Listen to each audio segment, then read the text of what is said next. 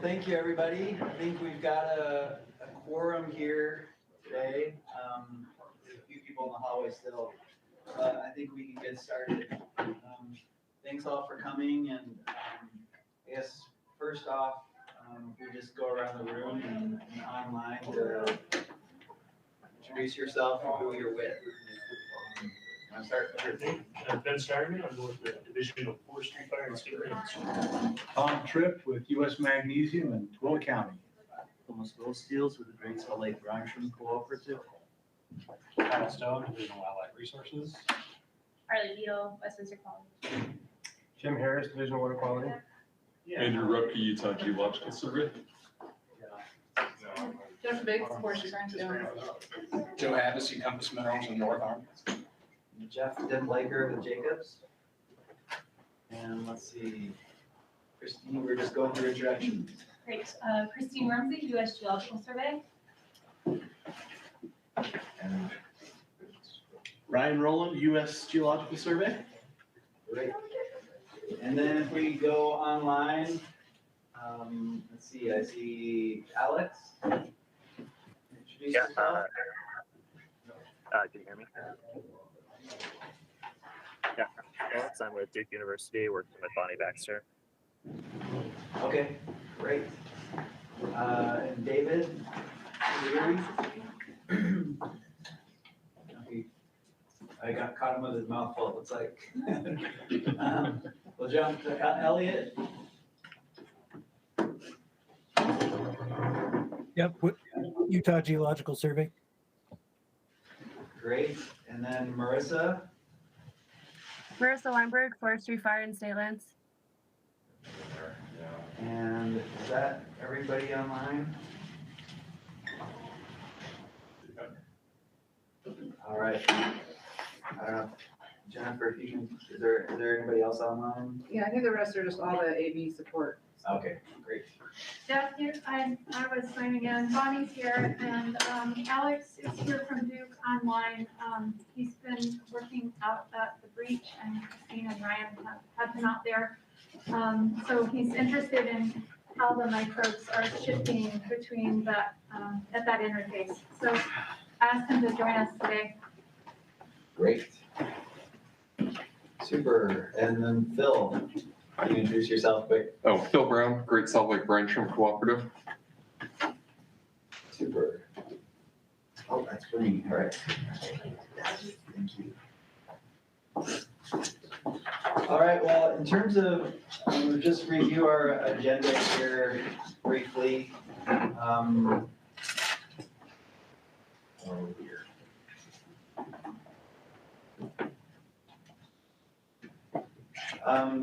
So I guess, first of all, I asked Ryan and Christine if they could give us an update on the salinity conditions in Great Salt Lake. I think if there's others, I'm sure, who have been on the lake, if there's some items there. Then I want to turn some time over to Ben and Jim, if he wants to join in too. And just update on some of the discussions that the state of Utah is having with regard to salinity in the lake. And then we'll see, from there with our agenda. I sent out, I think 2 or 3 weeks ago, a matrix of salinity options. And, first I'd like to kind of walk through that with you and kind of why I put that together, how I put that together. But I want to see if there's any improvements that we can make there. And then kind of where we want to move toward is, there's state agencies are going to have to they're the ones who make decisions. But what we do as a salinity advisory committee is try to help the different divisions with interpreting the science, providing recommendations to what gaps we have, what do we think is most important to be able to understand. And so one of the key things that we want to be able to do is that as the state has to evaluate conditions and make decisions, we want to try to do the best we can to acquire the data we need, develop the science that we need to be able to make better decisions. And so that's a key role that this committee has, is to be able to provide those kinds of recommendations to the state. And so, the matrix identifies different options that we've talked about over the last few months. But what we want to be able to get toward is, are there any key science gaps that we need to try to fill, so that as the state evaluates options, they have the information that they need to be able to make those decisions. So, and then lastly, I guess, just to try to identify, if there are any other concerns or action items. So anything else with regards to the agenda? All right, in the meeting packet, I had included a summary from our last meeting. I guess, any comments on that summary? I looked at it, Jeff. I thought it was fairly representative discussion that was had. Is this a public record? Are we posting these like public meeting notes, or are these just I think, yes. for our own use? Yeah. So we are posting them? Yeah. Are we announcing this meeting as a public meeting? Yes. So it's on the website and it says that? Yeah. So the public can come and attend if they choose? Yeah. And a You link. can watch it on YouTube Live. Nothing more exciting than that. We work for the people. So, yeah, if there are any comments, I guess that's what we want to make sure is people are aware of what, the discussions we're having and can be informed if they want to be. So we want to make it accessible to them.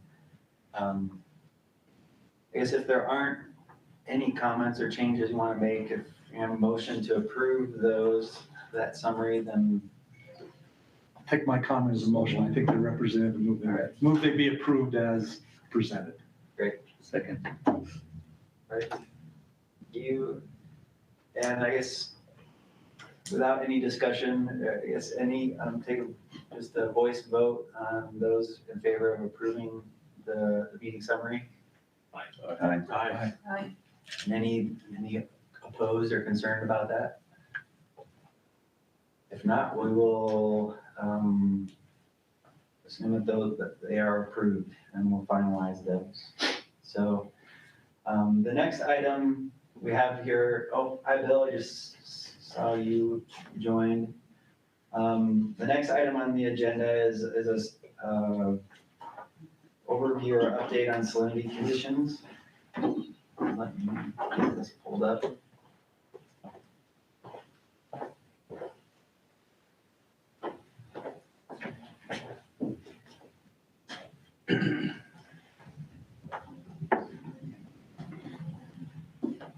Which file?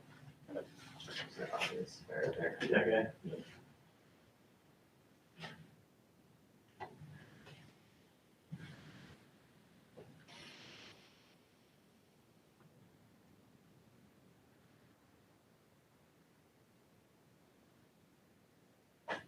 Gloomy crowd. Yeah, there's a happy person. The first slide we'll show after just the introduction slide is a good news slide. Okay, so here's our discussion topics. Just like Jeff said, we're talking about discharge, lake elevation, and Christine will give a detailed salinity update next. Here's the good news slide, snowpack.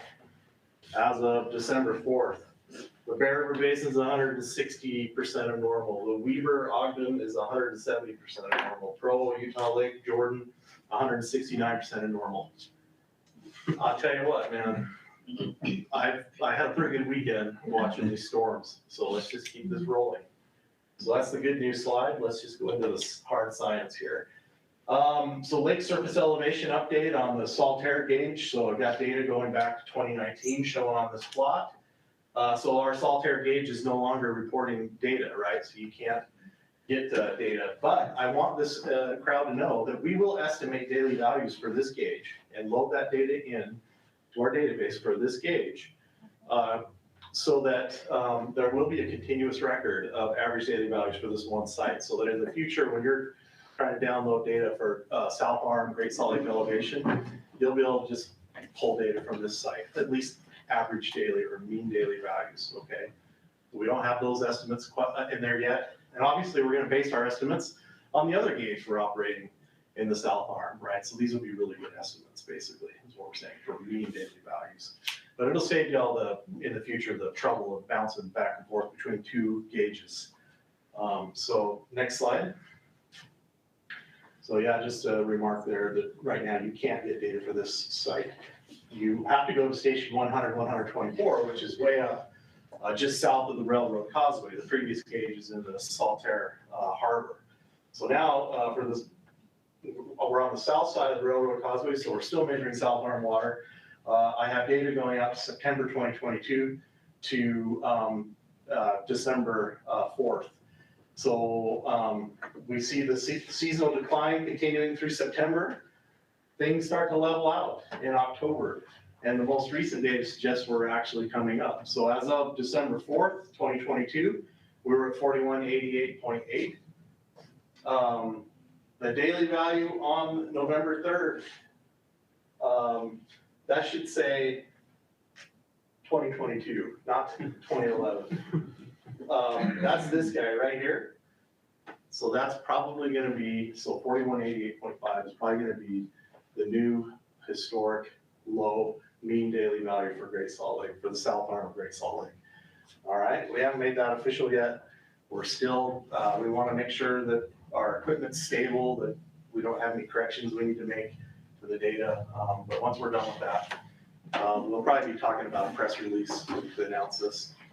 And I want to just remark that October 18th, 2021, this was the previous historic low, 4190.2.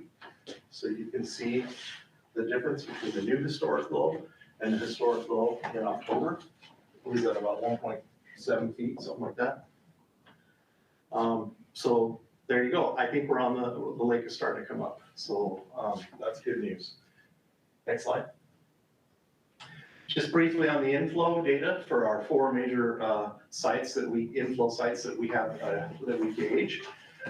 So this is a cumulative flow plot for the Bear River near Corinne. The solid black line on this plot is the current water year. The orange line is the historic low cumulative flow measured in 1992. The green zone is the 25th, the 75th percentile range. And the blue is the highest ever cumulative flow measured at Bear River Corinne.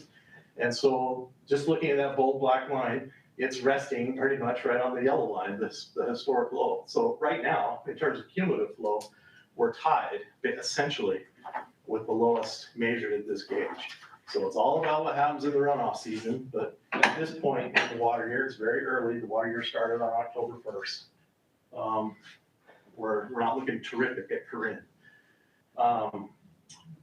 Is this like early in the World Cup and we shouldn't get too excited? I wouldn't get too excited. I'm just saying here, this is where we're at. Because right the Netherlands could We- be coming. Yeah, that's all I'm saying right here. Is that a function of reservoir, upstream reservoir fill, do you think? Is that? Could agree.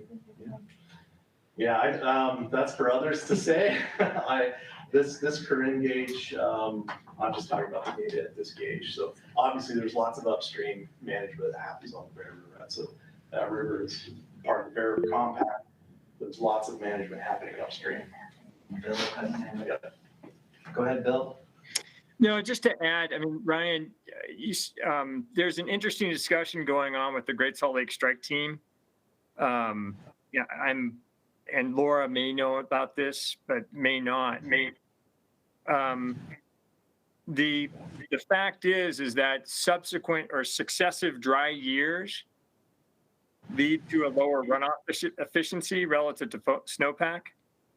And we've had a series of dry years, so it's going to take a series of wet years to start getting the runoff efficiencies to be higher, so that as we have more snowpack, we actually get more runoff. It's going to take a while for that to occur. And that's work that's been done by Paul Brooks here in my department at the University of Utah. And so, you know, it's going to be a while before we start seeing this stream flow respond to having snowpack in the mountains, because it's going to take a while to wet the soil. It's going to take a while to replenish groundwater, and it's going to take a while to fill all the reservoirs, as somebody mentioned there. All that contributes to the runoff efficiency. So it's an interesting conversation that's happening in another group that I think this group should be somewhat aware of. Thank you, Bill. And if you hit the next button, we'll look at Farmington Bay outflow. Our Farmington Bay outflow gauge, same exact type of plot, cumulative flow on the y-axis in millions of acre feet, by the way. So the dark black line is the current water year. It's early in the water year, but you can see where we're at relative to the statistics. So we're just slightly above the lowest observed for this time of year. Next slide. Or excuse me, hit the next button. So here's the Weaver River near Plain City, Utah. The story's a little bit better there. The bold black line is right about the 25th percentile. That's the bottom of the green shaded area. So situation's a little bit better there. Next slide. Or next button, sorry guys. Gog and drain, the bold black line is right on the median for the period of record at this site. And this site has 32 or 33 years of record. So we're doing better at the Gog and drain gauge relative to the others in terms of cumulative flow and how it compares to his statistics for that site.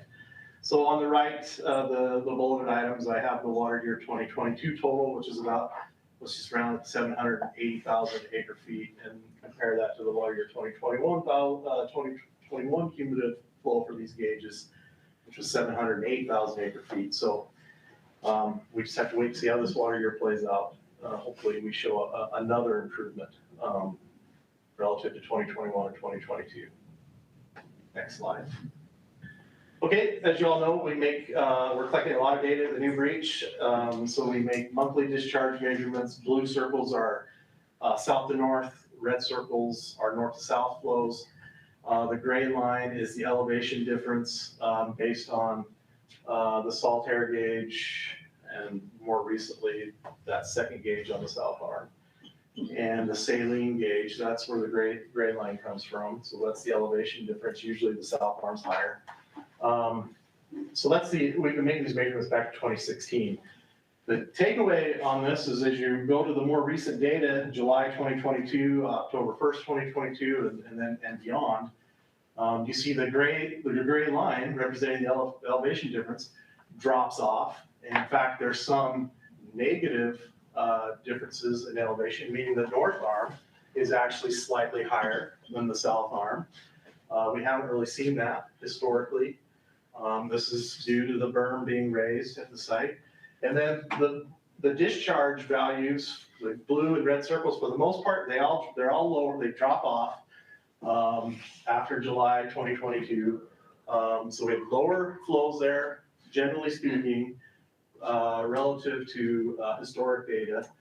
And this is a result of the berm being raised. And so if we hit the next button, we'll see a close-up of data from November 2021 out to the present, or to at least to the most recent measurements made at the site. Again, the gray line is the elevation difference between the north and the south. And prior to there's a vertical gray dash line, so berm raise, that's when the berm was raised 4 feet. So prior to that berm being raised, we had south to north discharge values quite high, right? The 1,000 CFS range. And then the red circles, the north to south flow, the 200 CFS or lower range, but generally speaking, 150 CFS-ish. After that berm is raised, both flow directions, the discharge values drop off dramatically. And then you see I have a circle, an oval there, over a pair of measurements where the north arm water discharge is actually like 350 to 380 CFS. And the south to north flow direction is essentially 0 CFS. So we have a total unidirectional flow event here. All the water is moving from north to south. You don't really see that in the data previous to this on this particular plot. So we're going to take a look at that in a little bit more detail. But generally speaking, the berm being raised, the discharge values at the new breach, both flow directions are down. Okay. Yes. So these discrete measurements? These are discrete measurements made by so that could be a day long or a month long, we're not sure. Well, we have an uplooker measuring velocities throughout the water column continuously that gives us insight potentially on how long these events are. And we're gonna look at that in the next slide. Okay. Yeah. So we have an uplooker measuring water velocities at 10 locations in the water column. That's what these lines represent. The data are being logged every 15 minutes or even more frequently. This is data going back out to early July through the present on the x-axis, and then velocity on the y-axis. Negative velocities are north to south flows. Positive velocities are south to north flows. So prior to the berm being raised, which happened roughly right in here, you see relatively larger velocities, both flow directions, certainly significant velocities associated with north to south flow, those negative velocities. After the berm was completed, these velocities all drop off and they come close to zero. And if you look, it's hard to tell in this plot, but the south to north velocities remain slightly higher than the north to south velocities. But the thing that catches your eye on this plot since the new berm has been raised are all of these short duration high north to south velocities, those negative velocities that happen. And so we had an event on September 22nd. That's what technicians were there. They were measuring discharge. That's where that 350 to 380 CFS north to south discharge measurement was made. It was made right during this event. So we're going to look a little bit closer at this event. Okay, so I have velocity in feet per second on the y-axis. Same thing, negative velocities, north to south, positive south to north. And I have time on the x-axis. This is September 21st, 2022, all the way to the left. And here's September 22nd, 2022. And then it's September 22nd, 2022 at 1800 hours at the far right of the plot.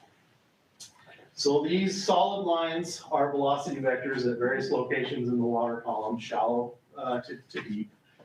Dashed lines, the blue dash is wind direction, the red dash is wind speed. The axes for those are at the far right.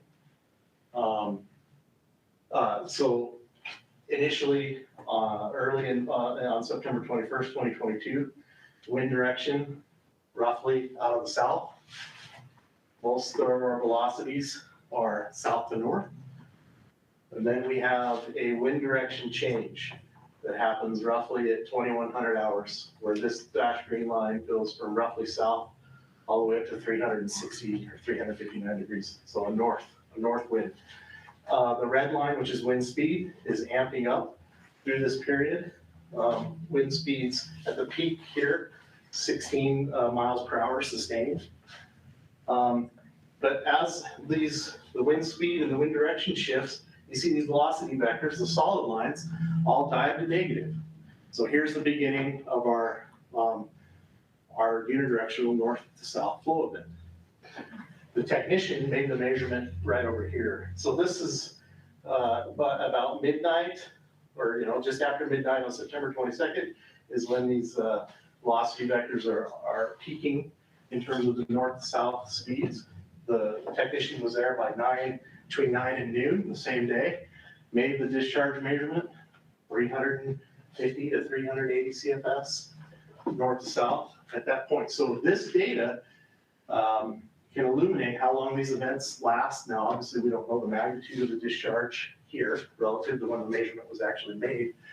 But we're hopeful that this kind of information can inform Song as he continues his modeling effort so that we can generate a continuous discharge or near continuous, say discharge values every 15 minutes to an event like that. That's the holy grail that we're after for our monitoring out there at the new breach. But I'd say we're building a data set that is going to help us get to that point for sure. Okay, here's a video of that event. So the technician took a video. It's a really short video. We're looking north here. The berm is roughly right here. And so we got north water moving south. Langmeyer lines, strong wind event. Can you hit play one more time? North arm plunging, here's south arm. North arm water plunging below the south arm water, right there. So we're getting some really good information out here that's gonna drive the modeling, I think. So that might be it for me. Let's see, hopefully I've taken all the time already. Christine has some good slides yet to come. Just quickly, we have a new uplooker that we're going to install in the new breach. There's a picture of it on the left. It's actually here. We have it. It's a Nortec. I just wanted to point out the number of cells. So the column on the far right is for the specs for the Nortec. The column next to it are the specs for the Sontec that's out there now. And then just look at the number of cells that this thing, or the number of locations velocity vectors are measured by each instrument. The Sontec, 10. The Nortec, 200 plus, okay? So once we get this Nortec out there, we're gonna have a lot more information on velocity vectors in the water column. And so we're excited to do that. We're approaching the point where we're gonna have salt precipitating all over the uplooking instruments. We're gonna probably wait for that period to come and go. It's related to water temperature. But once the water temperature starts to warm up a little bit and we're kind of out of the salt crystallization phase out there, we'll be safe to install this new instrument and get data. But that'll be like February, timeframe for that. So new instrument coming. And your linking distance is a lot better. Linking distance, if you look through there, all those specs, I think just about all of them are improved over the older technology that we have out there. So we're very excited about this. Bill, you had your hand up? Yeah, just sorry for being slow here, but Ryan, I wanted to ask you about that video. Was that taken after the wind had abated so that a bunch of the wind had loaded water into the north arm and now it was flowing back after that loading? Or I was a little confused by the sequence. So I'm not sure exactly when the technician took that video, but it was right around the time he made the discharge measurement.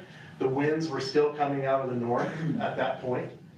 So that's, I'm 99.99% positive that's north, there's a north wind when he's taking that video. Okay, so it's pushing that water southward right at that video time. Okay. Yes, yes. Okay, thank you. Okay, I think that's it for me. All right, thanks, Ryan. Yep. Quick question, Ryan. Yes. The lake levels, so you're gonna project the lake level for the salt air gauge. Is that essentially equivalent, or is there some SAGE factor that you? Now, we're gonna just, it's in the stream gauging world and lake level world, we commonly estimate daily values, average daily values. So for stream gauges, it's when they're ice up and the stage discharge relationship becomes useless because there's a bunch of ice impacting stage. So we will make manual measurements and estimate average daily values between those manual measurements. We're gonna do the exact same thing for this site. We're gonna rely heavily on the data we're gathering from our second gauge. We're not gonna try to figure out SESH, how that might slightly tweak an average daily value. I think for the most part, an average daily value measured at that second gauge will be used as the estimated value of the salt air gauge. Sure. Ryan, in July, was that when we hit the previous all-time low? 4190? I'm just, because I think there's, the berm went in July, the berm was raised in July, but we also, the lake is. Yeah, right. So it was July, around July 4th, where we broke the October 2021 low. Yeah. Yep. Yeah, all right. Thank you. Thanks, Ryan. Okay, now we'll shift to salinity. And staying at the new bridge for just a second. If you recall, USGS collects water quality profiles at the new bridge. So we work off the bridge and we lower sonde vertically down through the south to north flow, the mixing zone, and north to south. And so this plot on the right is showing the elevation to that mixing zone. So the green line is showing kind of the surface of the water right below the bridge, and then the depth to that interface, with the below the interface being the north arm water. And this is for the last water year 2022, starting in about November, through the berm being raised. And that's what I really wanted to highlight here was how that shifted after the berm was raised. So we saw an immediate lowering of in the depth of where that north arm water sits. So that was lowered. But then as we continue to monitor with relatively high frequency, about every 2 weeks, we did see fluctuations, as Ryan showed in the velocity profile data, where you do see these dynamic events with north to south flow. And we have also observed that in the water quality profile with the height of that north arm water changing over time. So just to be aware that even after the berm was raised, we are still seeing a very persistent north arm north arm water here, even after the berm is raised. But as Ryan showed, in many cases, it's not moving. In some cases it is, but in many cases it's not, but it is there. And this higher event where we saw that depth come up was that flow reversal that Ryan was really zooming in on previously. And then I just wanted to, I did this morning, very last minute, but I think what we maybe, if it's useful to this group, want to start looking at is the actual fluxes at the new breach and in response to that berm modification on July 28th. So here I'm showing an estimated flux. So this is the amount of salt in a metric ton or in megatons, millions of tons per day, moving from south to north, which is shown in this green color, and then also from north to south, shown in the red color. And after the berm was raised, you can see how they were kind of trending downward anyway, but we see it trending down in the flux, the mass flux at the location. And especially for north to south, you really see a plummeting and even a zeroing out of flux going from north to south as a result of those zero discharges for that parcel of water. So this is something we're going to try to update regularly if it's helpful to this group to just try and track that. I think there's a question. Yeah. Is this, so the south to north has been cut off by the berm to a large degree. Is this jump here just permeability through that berm? This is again, sorry, that flow reversal that Ryan was That's just that one incident. Yep, where we had that north. So it's topping over the berm. Yep, and it, as you can see, it is transporting quite a lot of salt in that event. Has it gone back to near zero since then, or? Looked like in November. Yeah, so Ryan, that discharges for north to south have kind of zeroed out again. Yeah,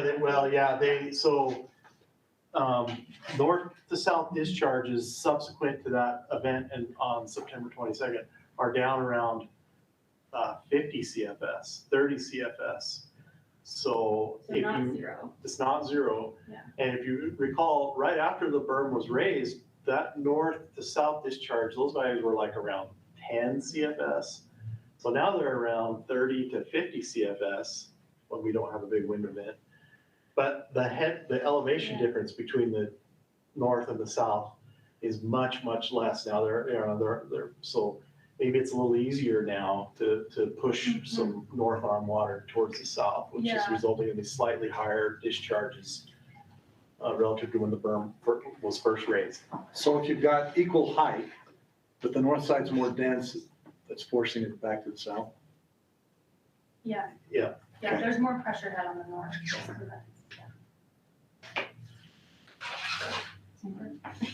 Okay, next slide. All right, so moving on from the breach, this is the south arm salinity that you're all used to seeing. This is the plot from 2010 to present. These data are collected in collaboration with GSL. And I wanted to show this plot because now that the equation of state, we've kind of shown its validity a decade after it was originally developed. And we've also extended the range at which the equation of state could be applied. I'm now plotting both data from 3510, which is our Gilbert Bay site, and 2565, which is our Carrington Bay site. So these plots are now going to have data from 2 sites just for reference.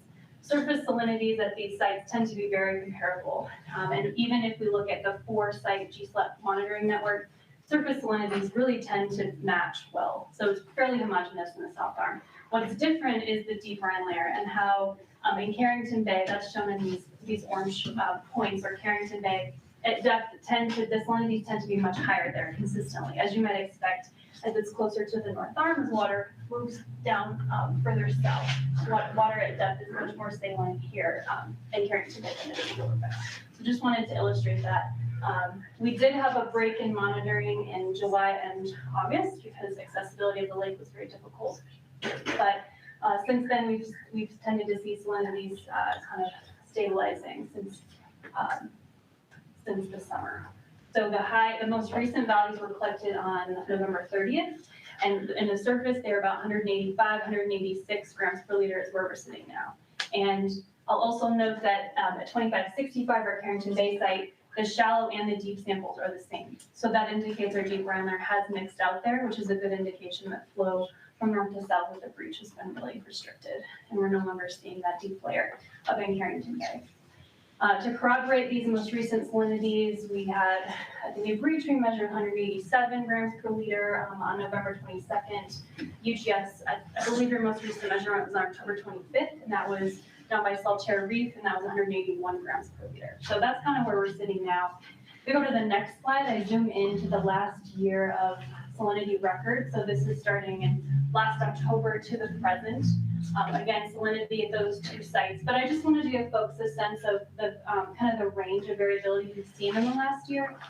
So last fall, the high salinities we saw at these two sites were 168 and 163 grams per liter. Where we're sitting now, which is hopefully our highest we'll see, is 185, 186. So that's a difference of about 17 and 23. So about 20 grams per liter from last fall.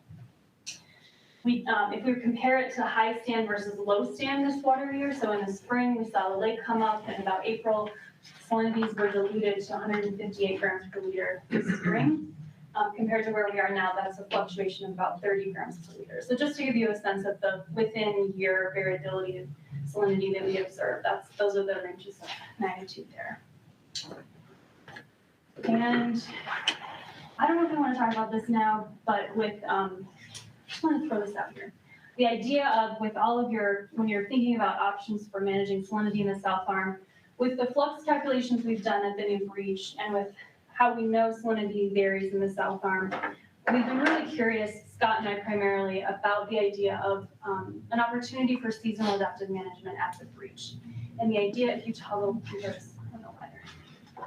The idea would be, can we export salt to the North Arm when the South Arm is at its maximum salinity? And can we close off the berm in the South Arm to maximize dilution? So, and this is a way to, I'm just trying this idea out here, but what we see is that there are periods where we're importing salt from the north after the lake starts to recede in the summer. And then there are periods where we export salt during runoff periods. So, but can we eliminate this import of salt in a way, how we manage at the breach? And can we maximize the amount of salt that we export? And how we think this could work is that right about now, when the lake starts to come up, you close off the berm and you allow all of that water to enter the South Arm and dilute the South Arm entirely. Because what we think might be happening is there's a short circuiting from Bear River Bay and Farmington Bay into Carrington Bay and out into the North Arm. So if you close off that berm, can you maximize dilution of the South Arm? That would take you through about here, keep it closed as the lake starts to decline. Sorry, I'm looking at lake elevation change. And then export it, open the berm when salinities are at their highest. So during this period, you'd have a concentration of that salt mass in the South Arm.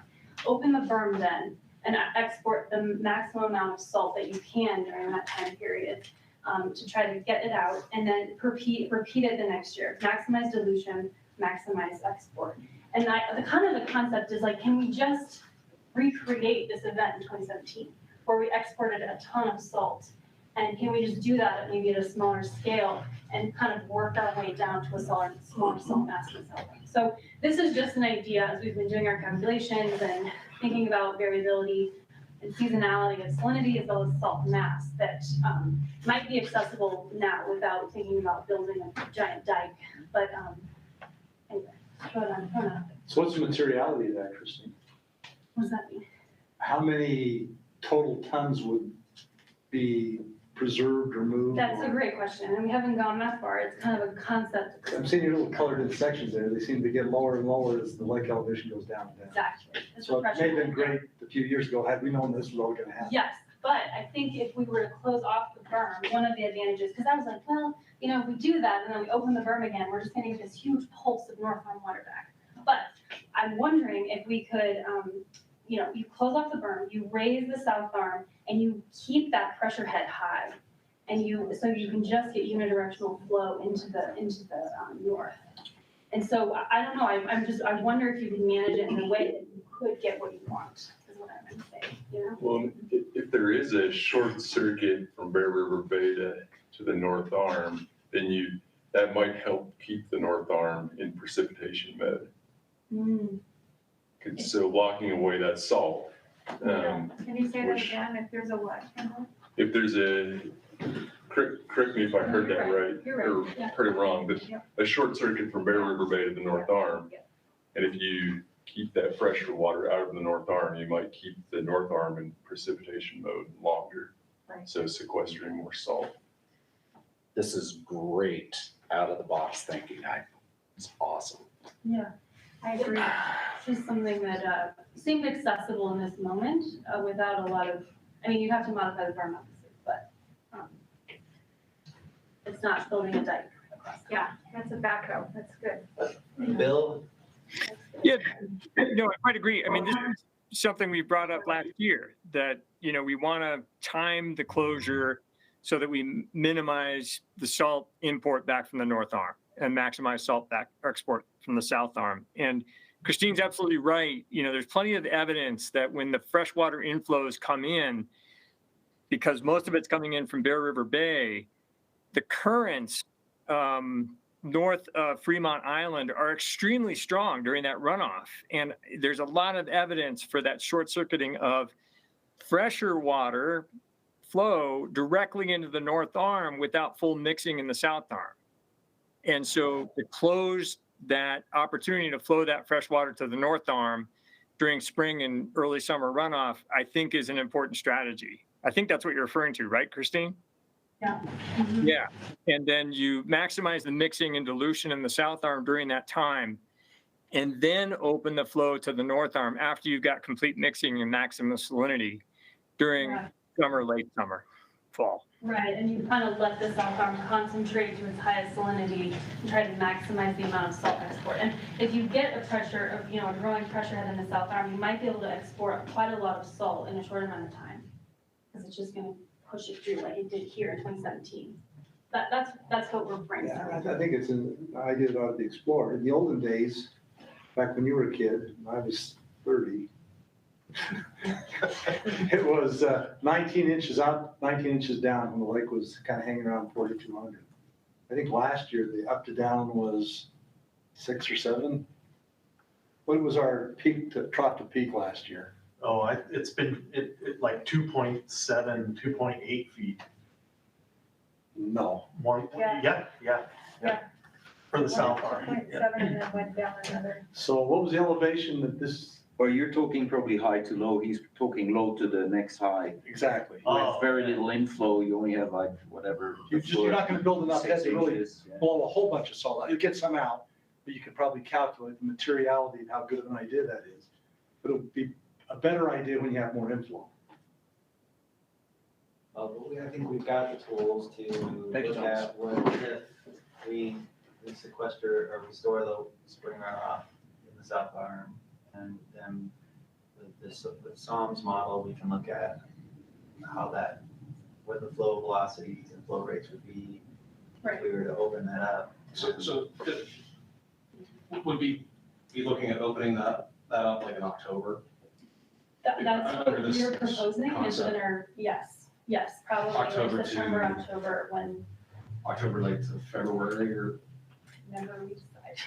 I don't know, I'm not sure. When salt concentrations are highest. So October, November, when the salinity concentrations are highest in the south. But when that's the case, then also the elevation differences are the lowest. Yeah. So you might have to compromise on that. And that would depend on the inflow. But the North Arm will decline since it would be severed for a bit. But it'll evaporate slower because it's more concentrated. It evaporates, trust me. But it does, but it's a factor of 5. It's lower. Yeah, that's your job. I mean, what Christine is proposing and what Bill was saying is, this idea has come up a couple of times, is you maintain all of the inflows into the South Arm you build up a head difference like we had when we closed off the culverts. And then you open up, the breach and you let it out. But you have to see how much inflow you can get and if there's really going to be a head difference that is going to be significant enough to create those events, at least with the inflows we've seen in the last couple of years. Maybe when you get these big inflows like in 2000, whatever. Yeah, that big green thing is when they open the breach in the bridge, right? Yeah.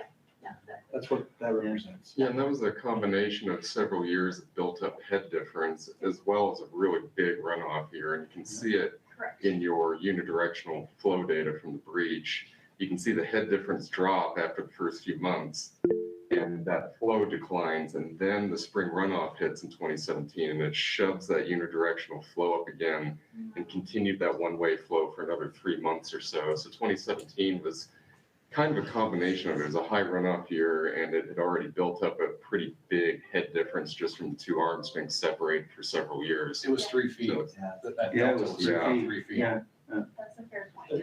Yeah. But you could You skip a year as well. So this would, like, what I think Christina's suggesting is this would be adapted in the way that, like, if you had to wait, if we had an 800,000 acre feet inflow one year, we could several years. wait a couple of years and then flush it, but I think that's a lovely idea. Bill, you have your hand up? Well, just because David Tarbiton developed a nice spreadsheet to actually look at the likelihood of attaining some amount of rise in the south arm by closing the breach. And so that spreadsheet exists that kind of allows you to look at the past 20 years of inflows to understand, in fact, how long would you have to wait before you get the rise that you want. So there is actually some information on that side of things. And it kind of points to the need to start consolidating some of these committees so that there's communication between them that's more effective. And I'm not sure how to do that, but I'm just going to put that out there that we got people talking about the upstream system, we got us talking about the downstream system, and there needs to be some degree of communication between the two. Yep. I think Layla's building on a lot of those numbers as well, Bill, with her modeling. Yep. Thanks. I think Ben's going to talk a little bit about that too. Okay. One potential problem could be that when the breach was initially opened, it flushed into the north arm and dissolved a bunch of the salt crust, and you could see sort of smaller episodes like that in this sort of scenario. But ultimately whether it be a net benefit That's a or different not, question. it's hard. It's a great point. No, I think it's a great point. It's like we haven't done the calculation. We don't know if this would actually be a net benefit. It's just as we're thinking about it, this came to, it was like, maybe this would work. Maybe it's worth digging into. So we thought I think that's all we had. Okay. Any other comments? Thank you. Well, I guess any other observations that folks have made since our last meeting? I guess it was just a month ago. Access out on the lake. So much better now. Couple inches better. Yeah, a couple inches. Okay. Well, Ben, you want to talk a little bit about what the state is talking about? So there's a few updates again. Bill, your comment about better communication maybe plays into this a little bit. We had a great selling coordinator, Laura Vernon, who you all know very well, and she's now working for the Division of Water Resources. So we're sad to leave her go, but see her go, but her last day was Friday. She will begin working on the integrated watershed assessment for them. So she'll be leading that project. And then as far as we're concerned, we'll be looking to fill that position here in Forestry Friends Lands as soon as possible. So until then, you get me. So I apologize in advance for that. But as far as the berm goes, and hopefully they'll, in that, with that transition, if there were areas that were lacking where we do need to figure out how we're communicating, better, we can work on that. If there was some gaps in where we weren't informing different groups, that's certainly an opportunity for us to fill in here. What group was Bill referencing? Probably the strike team, it sounds like, but And also the modelers, I think, a perhaps lot of the, resources. yeah, I think there's, there's a reason that it's hard to get everybody on the same page, and that's because Great Salt Lake is so complex, and that was one of the challenges with Laura's job, is that this incredibly complex system has, there's a lot of people working in it, so to get everybody together, that's the reason we have these different committees and advisory councils, and so the best way to stay engaged is to attend these meetings, and I know a lot of you are already doing that, but staying engaged in the various groups, committees, councils, that's a great start. But if there are gaps, we'll work on trying to fill those gaps and figure out where we can improve on that communication. But as far as the berm goes, that was the next subject that I wanted to talk about.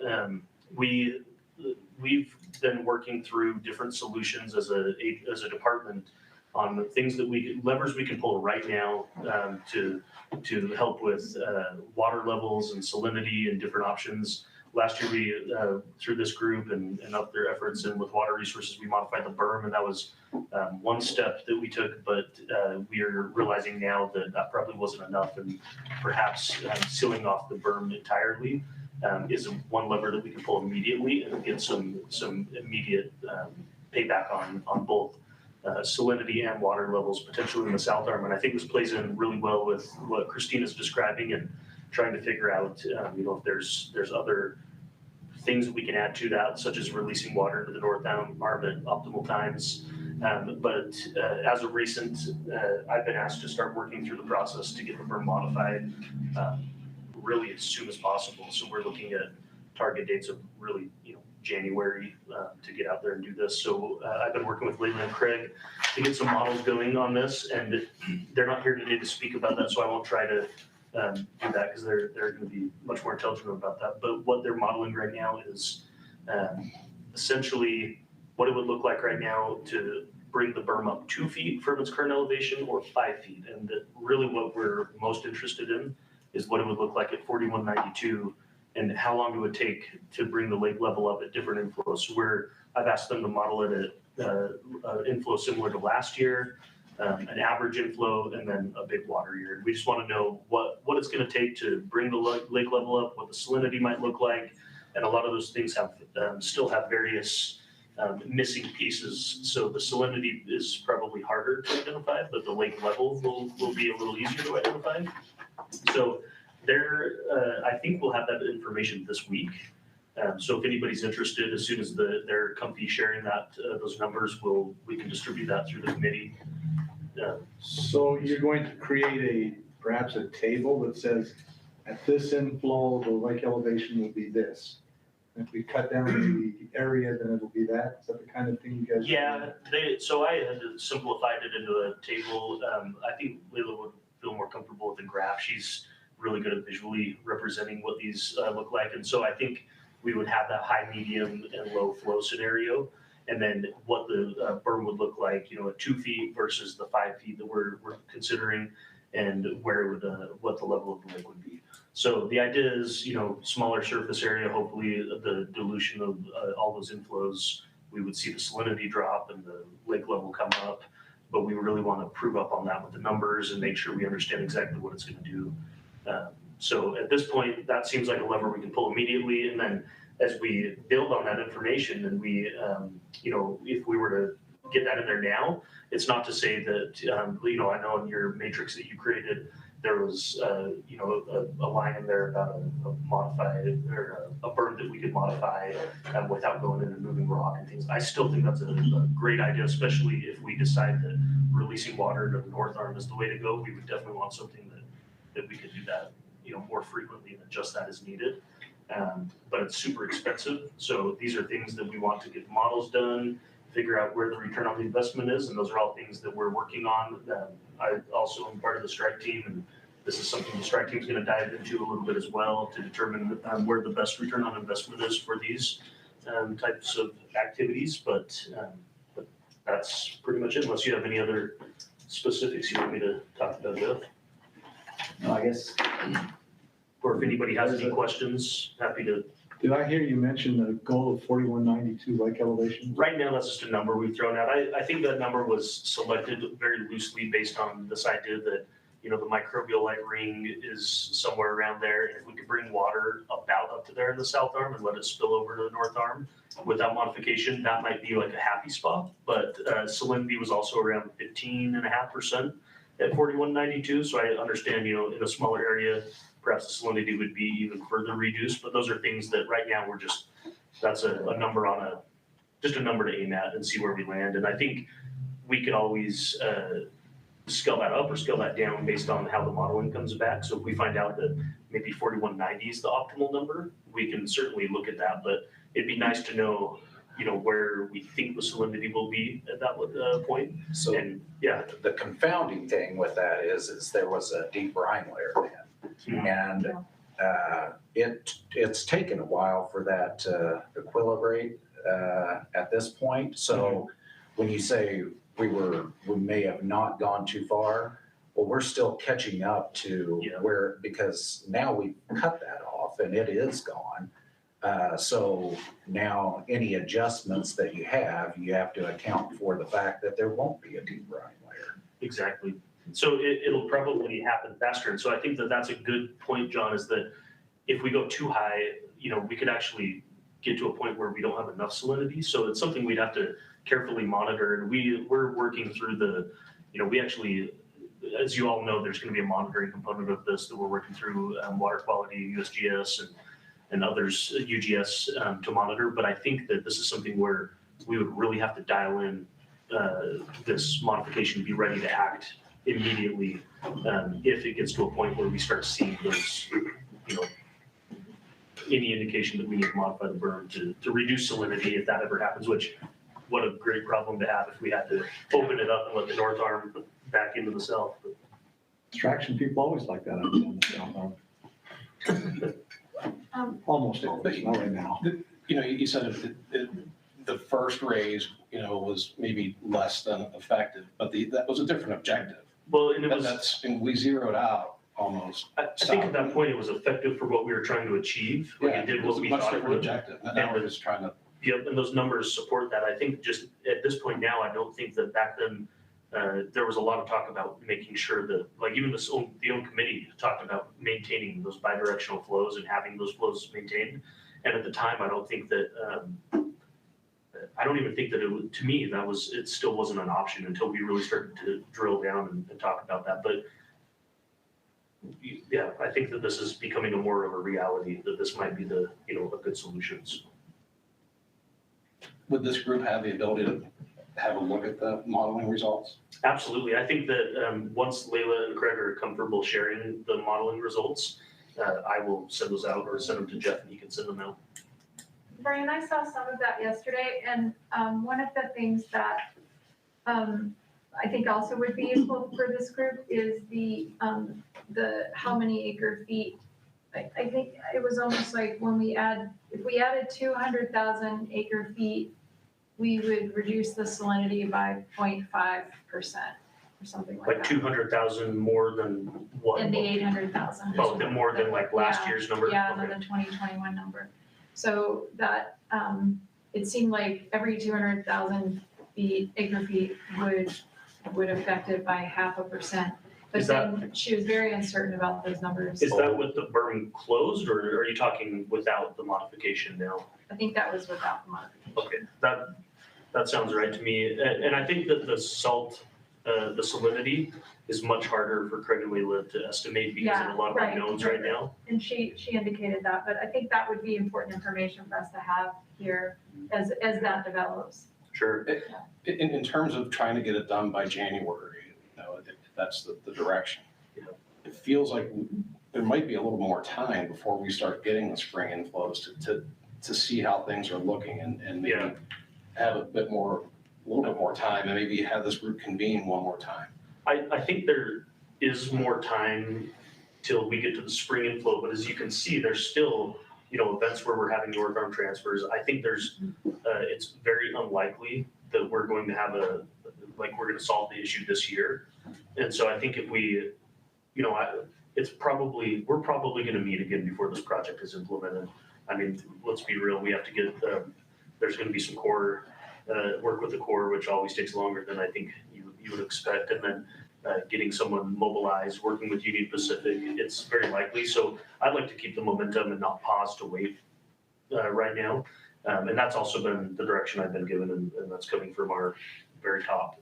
So I'm going to keep the momentum, but I certainly will keep the Salinity Committee apprised, and we won't be doing anything without, letting everyone know. And I think hopefully with sharing the modeling from Layla and Craig, that'll help to, tell the story a little bit better. And if there are major concerns, perhaps we call another meeting in the interim and have one of those. I think that would be prudent to have another meeting. Sure. So we could all have a chance to look at the results. Yeah, I think that would be, I'd be supportive of that if we. This committee's supposed to advise. Yeah, absolutely. But I think today though, I don't think anybody, I think you're probably the one that's gonna be most affected, Joe. I mean, if we raise the level of the lake, I think the modeling will tell us how much you're affected. But I think in general, and maybe I'm reading the tea leaves wrong, but I think most everyone else would be supportive of raising the burden to try to, raise the south arm and also reduce the salinity. I don't see that there's gonna be many scenarios where we won't have a lot of support on that. So I don't know, maybe there's a way we can come to some recommendation today that, has further investigation into it. But I don't know, Jeff, if you have any thoughts or. I understand the utility of the berm and the new objective. Mm-hmm. But I think in terms of decision rules and how it's done and how it's managed, I think there's opportunity, for this group's input, and there may be, not all that consensus. Sure. Just to have a permanent block. So, considering like Christine's of course, and permanent suggestion, as well as, is 4192 the best? Is there somewhere between 2 and 5 feet? Yeah, and permanent is not the word that I like to use on this because as you can see, like we did this back in July and we're already talking about doing it again. And if we had to do it again come July next year, we'll do it. We'll figure out a way to make it happen. Right now, after the last modification, the platform to get down and do the work was probably at least half of the work that actually happened. And the actual modification, placing the rock, that was that happened in a few hours. It was quick. Maybe not a few hours, but it happened very fast relative to what they had to do to get down there. So now that was left in place. I think it's going to be pretty easy to get in there and modify it again. Bill has his hand up. Yeah, it's going to have to be adjusting on the fly because the modeling's not going to be all that accurate because the permeability of the causeway is one of the unknowns here, and especially the permeability as a function of lake stage is going to differ and is unknown. And so there's no doubt that it's going to be adjusting as we move along. And so having these general goals is completely appropriate, and we just have to keep revisiting it as the system responds. Tom? Yeah, I'm just a little skeptical that this could be the whole answer. I think we got to look at other things. And I haven't heard us talk, we've talked a little bit about inflow. We haven't talked about evaporation. I don't know how Compass felt about things. We had a banner evaporation year this last summer. I bet you did. It was hot. It was not very humid. The days went long. We evaporated a whole bunch. And when you look at the old lake model, it was 3 million in, 2 million acre feet of inflow, and 1 million acre feet of direct precipitation. So you throw out half of that direct precipitation, but the evaporation and that precipitation all fell on that same big footprint. It evaporated whether you had dirt to fall on or fall on the lake itself. So I think we got to look at the bigger model and look at evaporation. I think this matrix model, or this matrix of possible actions address some of that. But as this lake level has gone down, I think the berm is still useful, but I'm not sure it solves many problems beyond where we're at right now as far as the all-time thing. And I'd really like to see it get a goal set to how to preserve the ecosystem, because I think we're not that far from a crisis here. I see all these long terms on our matrix. I don't know if you got long term to solve this one. agree. So this is a pretty extreme measure to increase the height of the berm. And I don't know today of a more extreme one that we can take unless we add another berm or another causeway somewhere in the lake. I agree. To reduce the volume even more, because with even more evaporation we got last year than maybe in prior years, that brings it to a more critical point.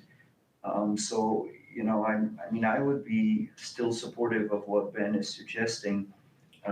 And then looking at these other events that we've talked about in the past and that Christine was suggesting, where, you know, there might be ways to manage the export of salinity to the North Arm when the conditions are such that that's beneficial.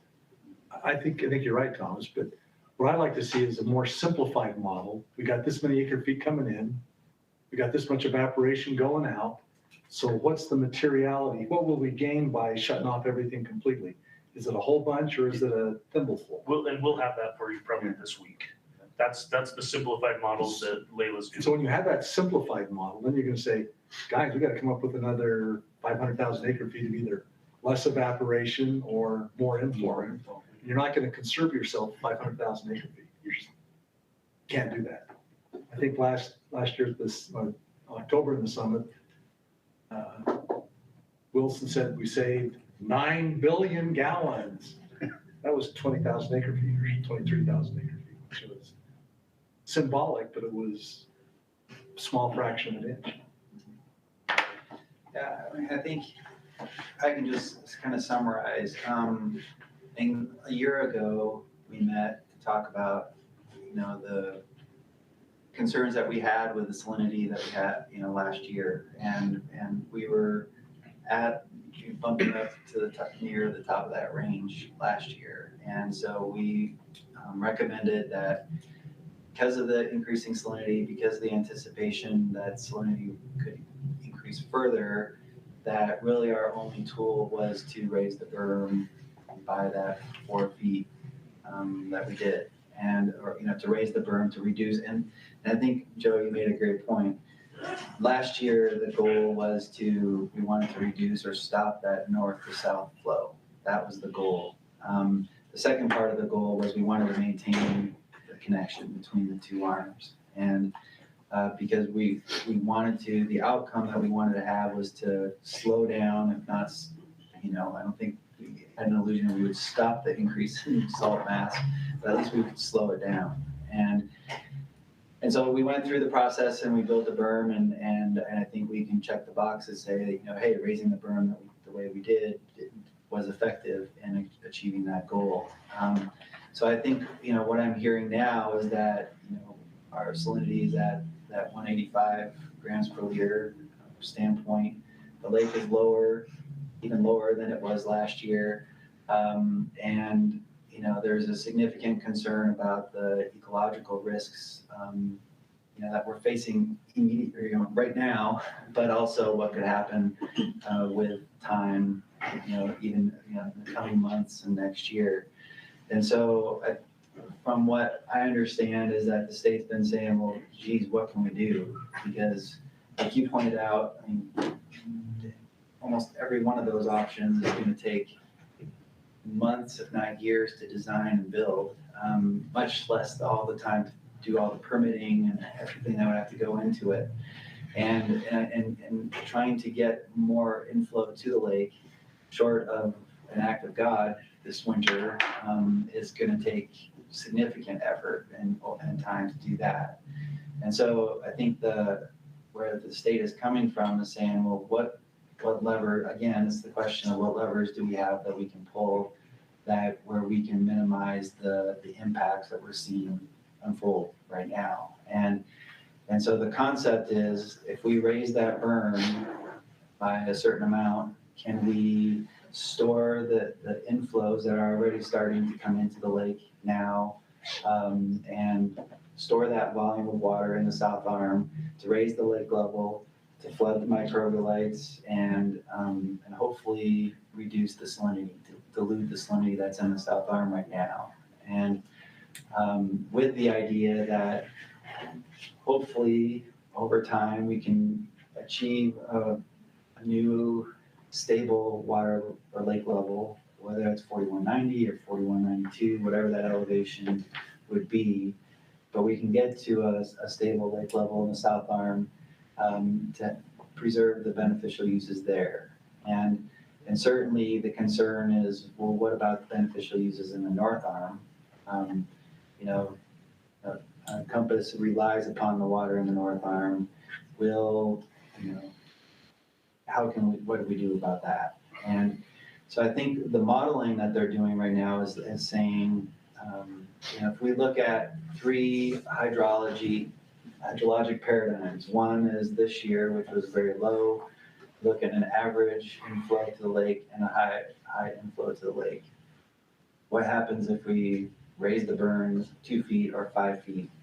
What does that do to the lake level in the south arm this year? But then also it sounds like what about year upon year? What if we have a low year this year and a low year again next year? What does that do? And then that way we can kind of characterize the materiality, as you put it, of what does this really do? What's going to take to do something? Right.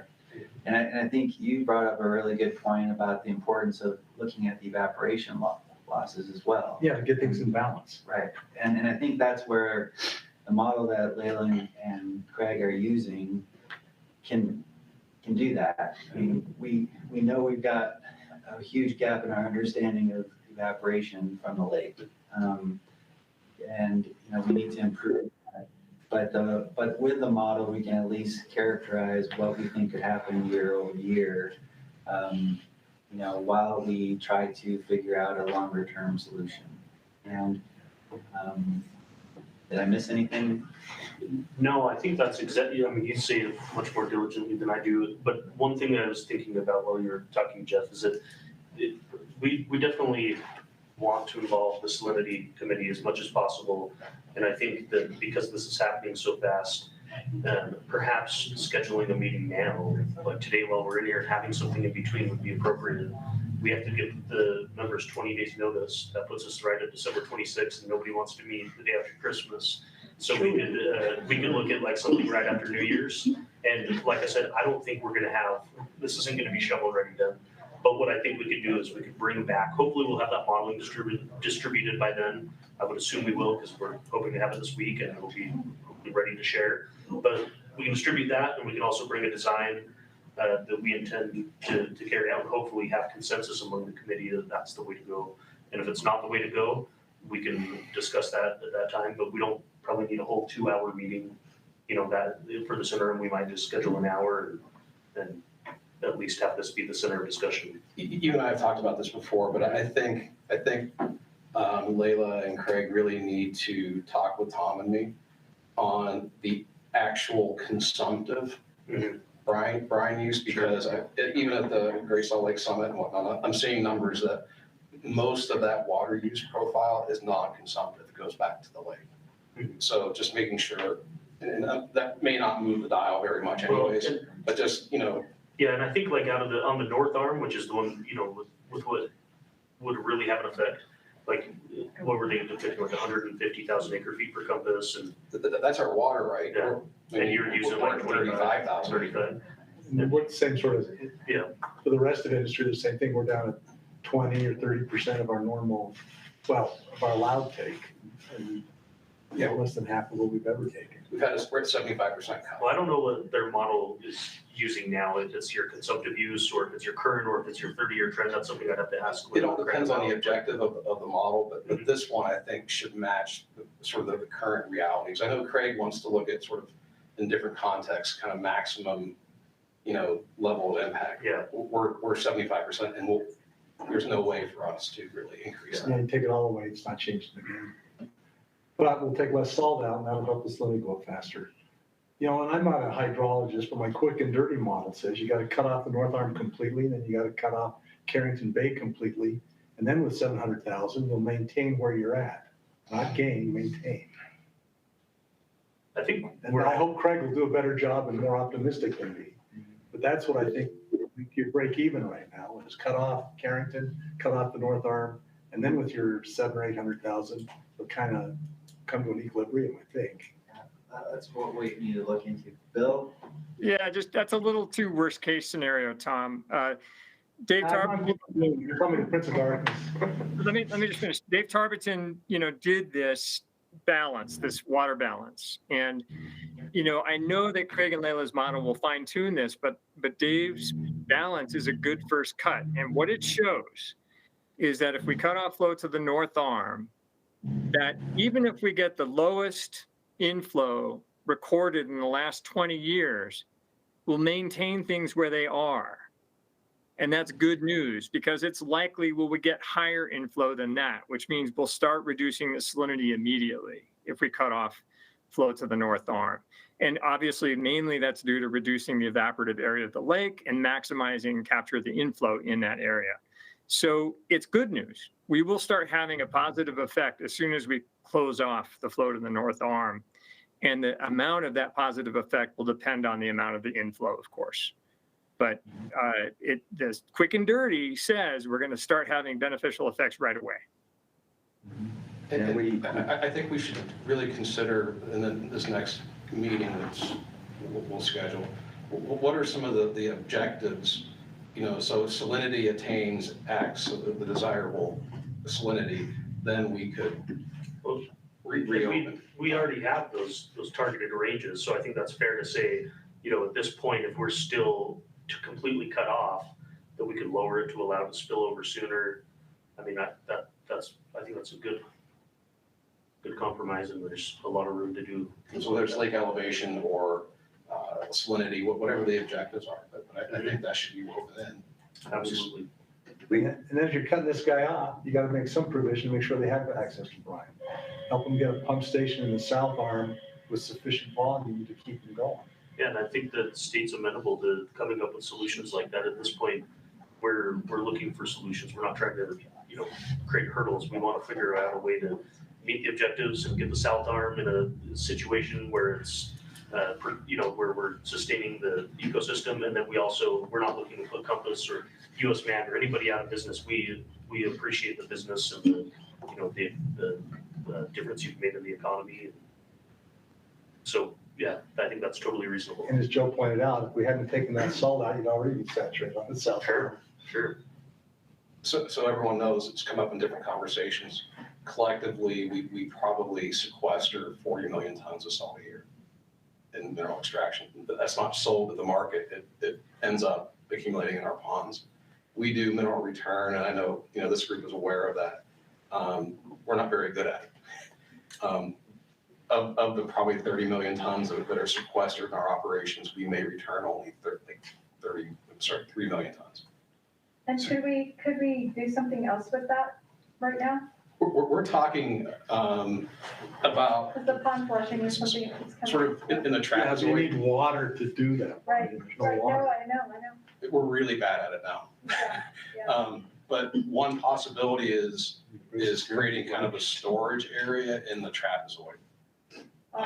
Not looking for evaporation pond development, but Right. if we were to probably like 1,000 acres or so, just kind of mud berm it off and then sort of contain it in there. Yeah. And then when it made sense, release it or until the thing fills up. But that's one idea. Because we really do need to do that or else we're going to kind of choke in salt. Yeah. So evaporation ponds. wasn't there the opposite thing is bringing in a Pacific Ocean pipeline? Oh, yeah. What if you filled up a whole bunch of train cars of salt and hauled it to the Pacific Ocean? We can't run enough trains fast enough. Yeah, try to get a permit from the We EPA need to a do that. port for that. So Let's Joe- build a port. So what you're telling us, Joe, is because of your activity, you're actually reducing the salinity in the south arm. So you're taking more salt out as compared to the increased evaporation of your system. If you were not there, then There would be 40 million tons up to, when we're hitting on all cylinders, maybe year. 50 million tons of okay, but salt. would there also be more water? And does one balance out the other or not? When the lake elevation, Because your evaporation area between you guys is what, 10% of the current area of the lake? something like that. Yeah. So I'm looking at the balance here. I agree, I see your point. You're taking salt out. You're also taking water out. Let me help you this way, Thomas. The water would be evaporated anyways in the shallow stretches of the lake. I mean, you know, the bathymetry of the North Arm, that's a very shallow grade, you know, to probably 10 miles out. So it would be subject to the same evaporative forces there as well. Well, that's interesting to me because the pond that you built was definitely additional evaporation area, and the ponds that your company built were also additional evaporation area. And you actively use those to evaporate, you know, more efficiently. So I don't think it's really a fair representation of what you do. It's fair to say you've taken salt out. What you're not saying is how much more water you've taken out. And I'm not saying this as a negative. I'm just saying that you've got to balance that out if you model it. Okay, let me help you out, Thomas. Okay, help me out, Tom. As long as the lake elevation and the floor of your pond are the same, that water would be in there anyway. We have not created new evaporative area. All we did was dike off a corner of the lake. That was always part of the bed of the lake. It's all below 4205. So it's all on state land and was part of the official lake bed. So as long as your lake elevation is, you know, about the same as what you're running your surfaces in those ponds, that would be that's true. a net zero. Yeah. The only time it becomes we're taking more water is when the lake is now dropped down and you have additional area that has not been pulled out of the system by the drop. However, when you get the ponds out here, we're evaporating at about ultimately less than 1/10 of the evaporative rate, because at those higher concentrations, the evaporation rate is much slower. So yeah, we do some, but we also take salt out, where if you take it from agriculture, you're just taking water out. No, I get that. I'm just trying to see what's the modeling here, what's the balance So if you're here. on the lake bed, you're okay. Because Tom, right now you are pumping into the ponds. We always do. Yeah. Because gravity doesn't flow in that fast. Yeah. Thomas, you raise a good point. I mean, and that's not something we lead with. Yeah. We're a net benefit, but it is a reality. And folks may not understand. Well, that's the question, is it a net benefit or not? The one fact is we do sequester the salt. What's the liquid volume of the lake right I now? get that. I'm just asking, is it a net benefit? Do you know how many acre feet are sitting out there in the lake? And if you added 40 million tons of salt to it, what would the salinity do? Go up or down? But I think the point. No, I'm just asking, is it how a much net water did benefit? it take No, I don't to know get that. that 40 million tons? That's right. So Yeah. it's you gotta balance that equation You do, all the way. agree. So Well, let's shift this back to the modeling, because I think, you know, in terms of evaluating this option and what can we do? Because I think these are, the questions of, you know, the withdrawals, the sequestering, those are, we need to make sure the model is accurately representing that. Because I think, from what I know of that model is Craig it's his best guesstimate as to how much water is coming out of the lake, how much salt is staying in the ponds, and then how much brine is coming back into the lake. And I know that's a big, when we built the model and last ran it in 2019, that was still one of the big question marks, was that's an area that we can improve, we should be able to improve. So I think we want to get that information to Craig to make sure we're looking at, because the modeling he's doing now is not looking at what's going to happen in 30 years. He's looking at what's going to happen here in the next year or two. We're looking at months. I think it went out 36 months. So I think, the modeling. so I think, you're making a great point, is we need to make sure that the withdrawals that he has in the model are representing what's actual operation, what your forecast is for the next year or two. We can work on that. So that's something that we can do. I think in terms of the evaporation, the salinity, what's the evaporation going to happen, and how's that going, how is the evaporative loss in the North Arm going to affect the lake level there? And I think that's perhaps some information. I was just thinking, when we closed off the culverts, we did the experiment of sealing off the North Arm, but the lake level was quite a bit higher at the time, right? No, it went to 88.9 in the North Arm. But the South Arm was quite a bit higher. 3 feet higher. Yeah. So those are, I think, those impacts, we need to evaluate as part of the modeling too. But I think the short term, thankfully you guys are doing the modeling already, because that was something that, as I recall last year at this point, we were like, maybe we should model this. So we're way ahead of where we were last year, and so hopefully this week we'll have some answers with those different scenarios as to how will this affect the lake level in the south arm and the north arm, as well as the salinity in the south arm. I think those are the three big question marks, that we want to know. And I think, Jody, your other point too is I think it's important for us to be able to communicate that it is for raising the berm. Why are we doing this, and what do we hope to accomplish with it, and be able to communicate that. And as I hear it is the goal of raising the berm is to be able to store the winter and spring runoff inflows to the lake, to raise the south arm water level and to reduce the salinity.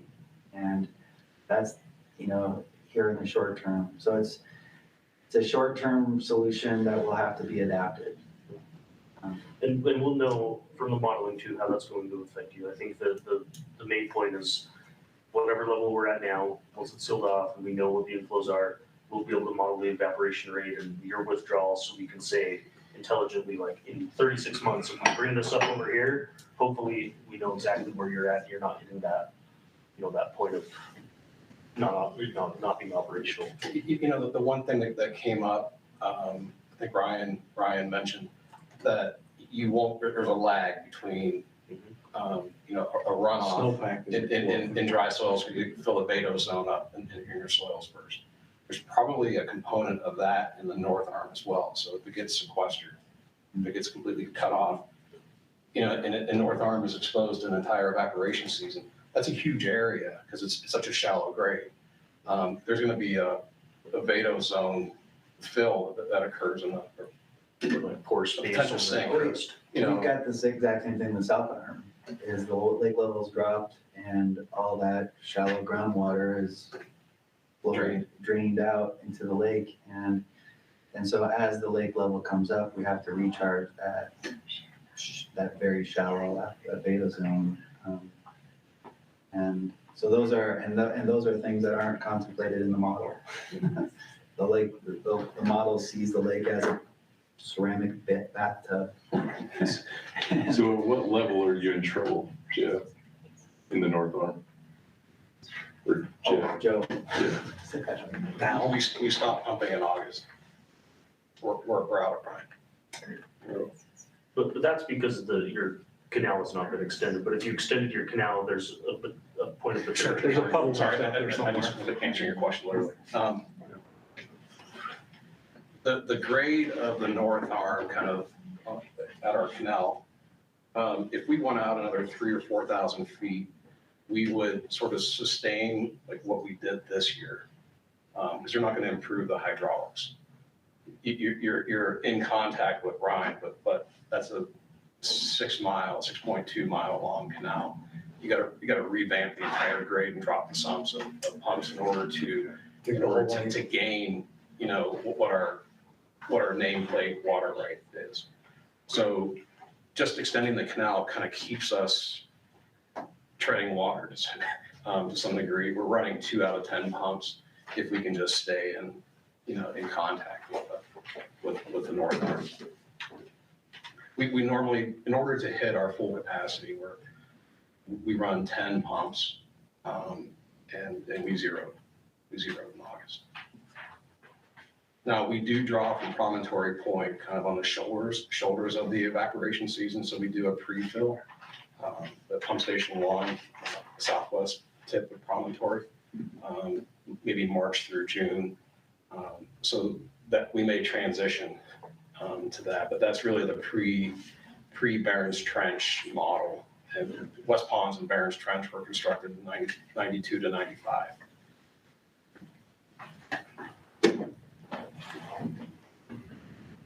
So, I guess one thing I'd like, I mean, with the time that we have left here, it's 2:30.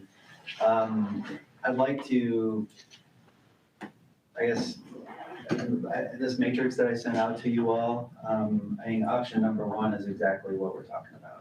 And the description, I guess maybe that is a good place to start, is, is to temporarily raise the existing berm to also stop south to north flow, contain annual inflows to the south arm, thereby reducing the evaporative area of the lake, artificially raising water levels and reducing the increase in salinity of the south arm. The berm could be removed to allow flow back into the north arm as the lake rises or as needed. The idea is intended to be temporary, to be removed, altered based upon conditions and needs. Does that capture what we're talking about? I think,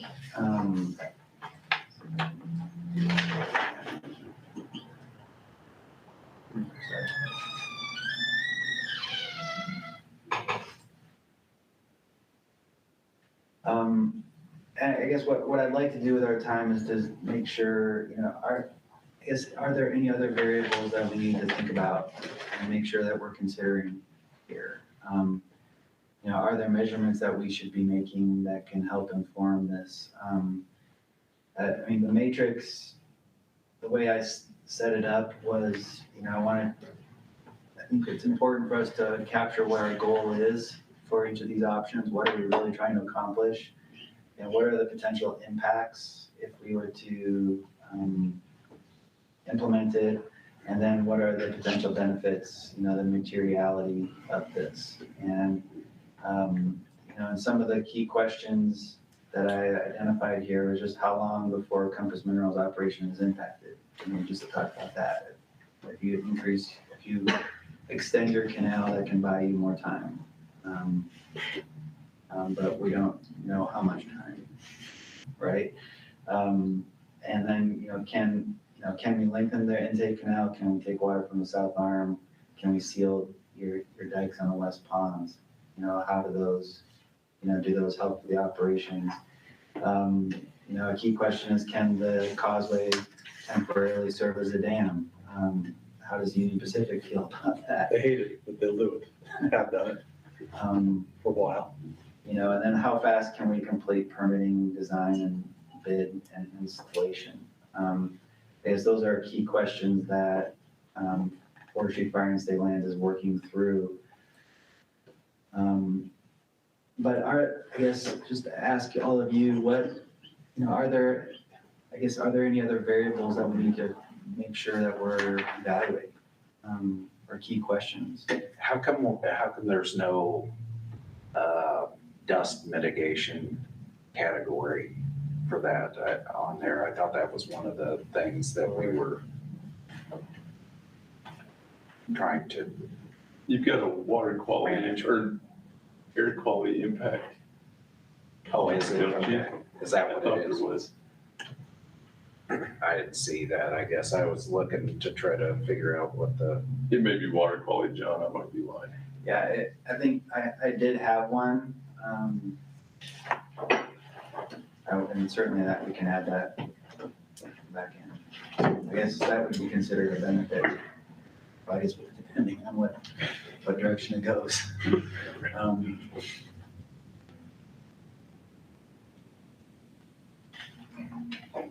I think we need to just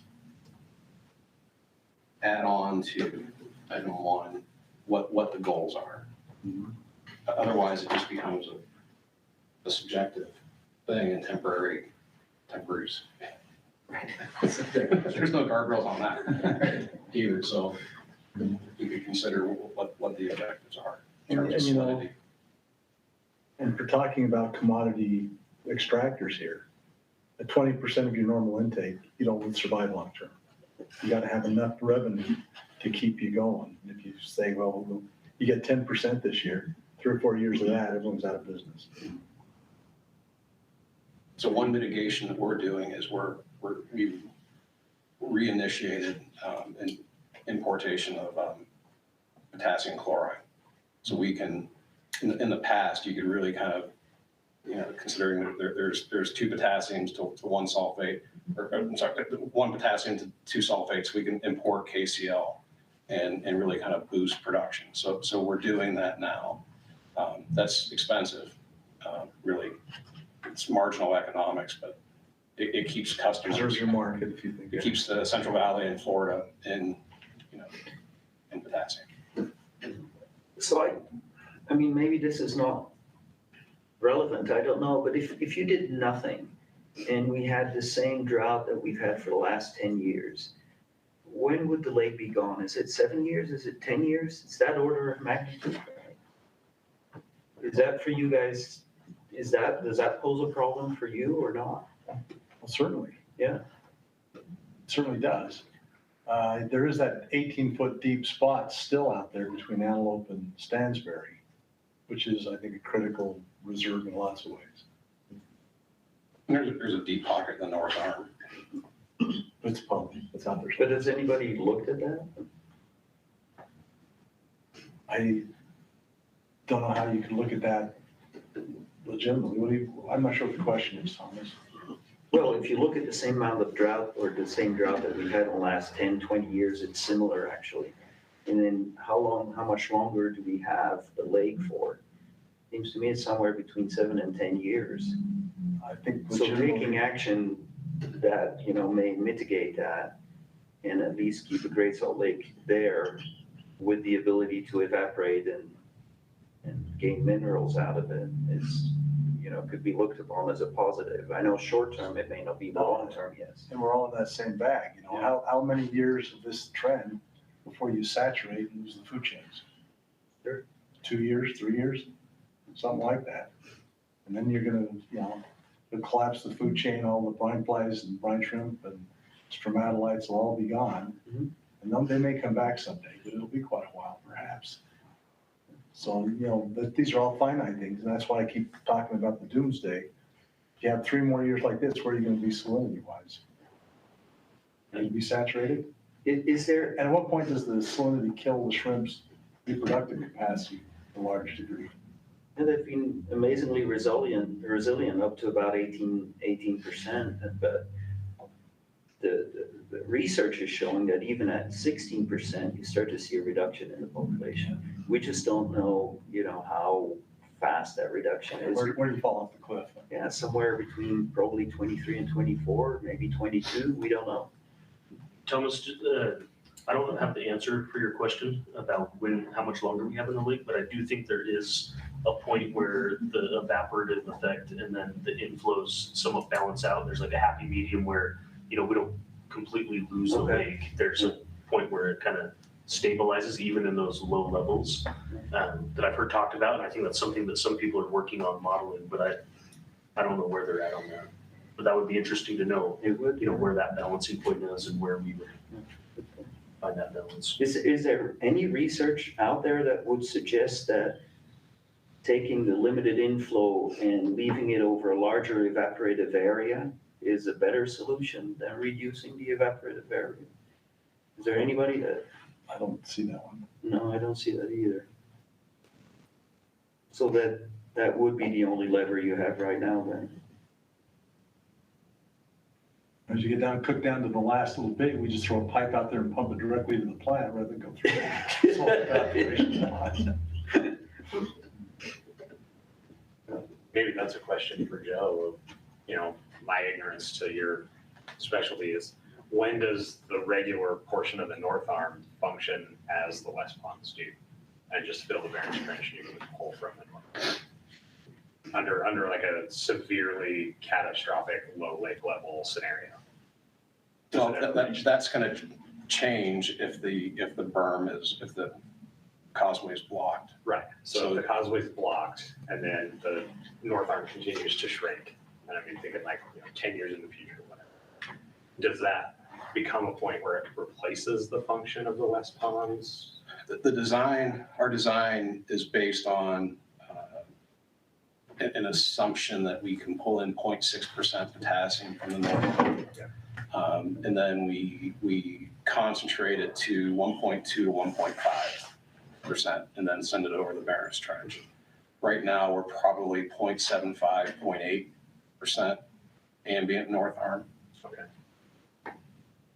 So, you know, there's benefit, and there's probably a transition, you know, that would occur where you essentially completely bypass the West Ponds, but pulling concentrate from the north.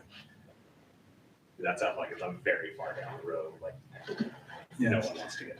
not a fun option, be digging canals for 20 miles maybe, or whatever it is, on how far you are from your deep spot. Right. Through hard salt. high cost for sure.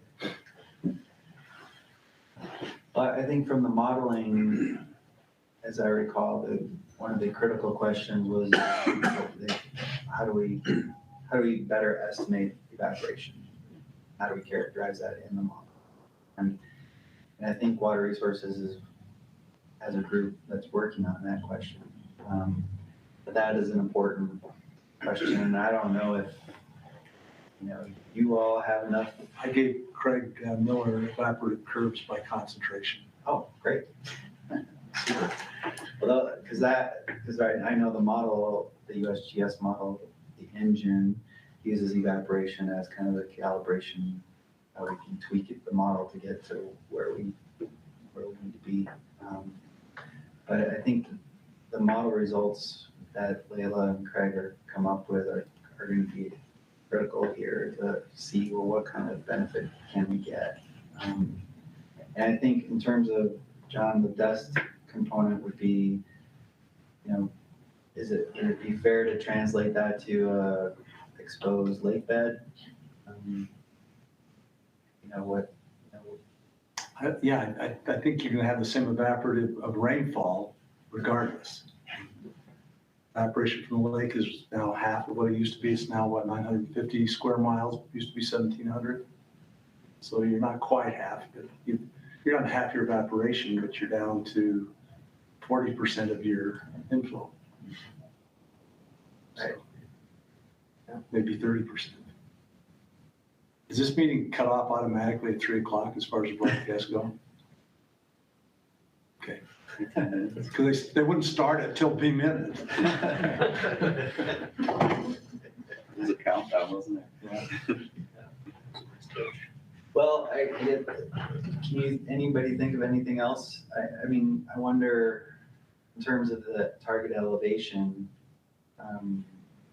you mentioned the microbialites as one reason for that. It's gonna take, I think it's gonna take years to get, well, maybe not years, but it depends on the inflows, but it's not gonna get up to 4192 this year, and probably not next year. Or the next 5. Yeah, I mean, we would need some tremendous years, and so I'll throw a party. yeah, exactly. Even if we did 4192, Well, what if you're not here anymore? Well, like some of the rest of us, maybe. Yeah. I think We'll invite you in your retirement, John. I think the main reason to go a little bit higher though, like if we did it at 4190, those wind events where it's pushing it over, like if we were to bring it up, you know, a foot over the next year, then the wind events from the North Arm, you know, if it didn't go down a lot, could be topping that. I mean, hopefully, I think there's just reasons to have it a little higher in case there is a wind event that could push it over if the elevation difference isn't that big. Is it possible to quantify how much salt spilled over in that wind event? Well, we can estimate it based on the discharge measurement that was made, but what we really need to do is continue work. We need more frequent discharge numbers, either modeled or, yeah. So SOM is neural network modeled, so you generate 15-minute discharge data at the new breach using the velocity profile data. So I've been working with that and trying to get a dissolved flux on an hourly time step. 15 minutes is kind of tough, but an hourly time step. So theoretically, yes, we could do that with the event and see how much salt was transferred.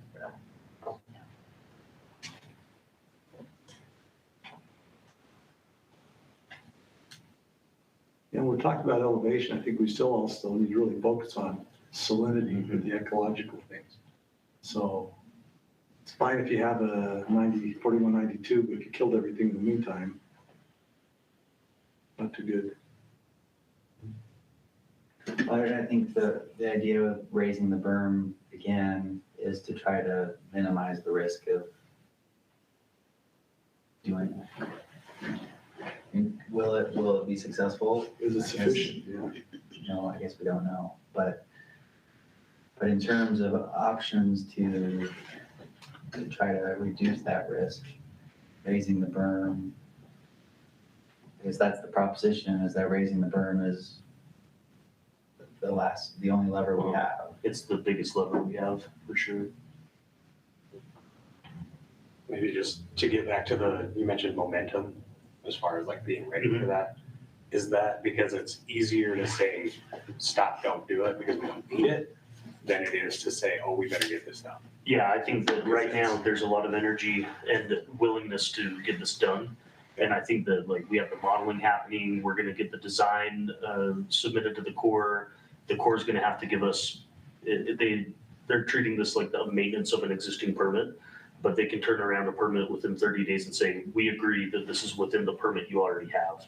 And so there's just things that will have to be in motion. And if we just stop and say, you know, let's wait to get that to the Corps, then we're 30 days from the day we decide to do it. And it would be easier to say, pump the brakes than it would be to start over. Well, usually a Corps permit's good for 3 years. Do it right now, and if you never do it, it's still fine. And technically, I think typically we could actually go in and make this modification without the Corps. There's just additional risk to the state that they might say that wasn't within our permit. So there's a safety net that if we give them the design, they say, yep, that's within the scope of your permit. You can do it under your nationwide 3. We'd like that for assurance. But Jeff, I do think we should try to get something on the calendar shortly after New Year's, whether it's the first week or the week after, because it seems like most of everybody wants to discuss this before it happens. So I don't know if everybody's willing now to find a date, but maybe we can do that and then I can send something out to the group to confirm. Yes, let's do that. I think on the agenda, I had thrown January 11th. But if we can do it the first week of January, I think sooner is better than later. I think January 11th is the Great Salt Lake Advisory Council as well, so that might be a little Great Salt Lake heavy for a lot of people, but maybe maybe we could do it perhaps even the day before, or how about is the first week of January? I mean, it sounds to me like you're gonna have most of the design and modeling done before the holidays. I hope so. And if the idea is to mobilize and have this built ASAP, I think we probably want to meet that first week of January to. I was looking at our bylaws, I don't think we have are we required to meet in person, or can we do these, is there the ability to do them virtual if we want to have a shorter meeting, or do we want to just, instead of having that 11th meeting, just have it earlier in the month? Yeah. And maybe in COVID, we did for that. I mean, maybe that first week of January, I don't know if people are out of town for the holidays, but that I might would work. see later in that first week. I'll be gone later in the first week. But the 3rd and the 4th available. So again, the Corps has that 30-day window. I don't think, if I submitted it today, that means we're on January 6th before they would do that. We haven't sent anything out for procurement, but it's not even fully designed. So best case scenario, we're talking, mid-January anyway, before we would have someone available to do that. So we could potentially keep that second week of January, like the 9th or the 10th, and still be in good shape and make sure that people are in town.